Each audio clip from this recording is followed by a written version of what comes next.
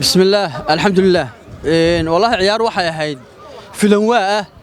casaan la siiyay hadana casaanka markii la siiyay minidkii u dambeeyay hadana goorana lagu dhigay sida la qadaraanay noqotay waana ku faraxsanahay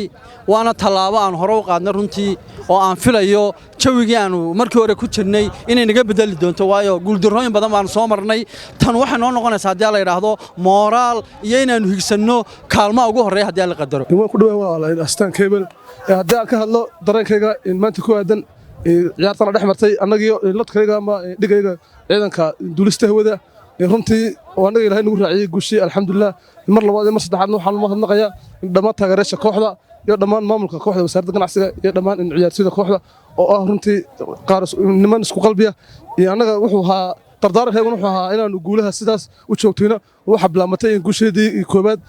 wareeg labaad Ilaahay noo mahad celina saano qoodno hadalana guulaha doortu kalsoonida un baan nafteeda ka qabay kalsoonida alxamdulillah Ilaahay igu guuleeyay Ilaahay ka sokowde waxaan aad ugu mahadnaqayaa kooxda wasaaradda ganacsiga insha Allah waxaan rajaynayaa inay guusheena noogu dambeysay saaxiib noogu sii haato astaan TV asagna aad ugu mahadnaqayaa asagna waa dhiirigelyaha dhalinyarada soo kale waxaan ugu mahadnaqayaa macallinkayga wasaaradda ganacsiga asagna Yaasiin Maxamuud Aabeere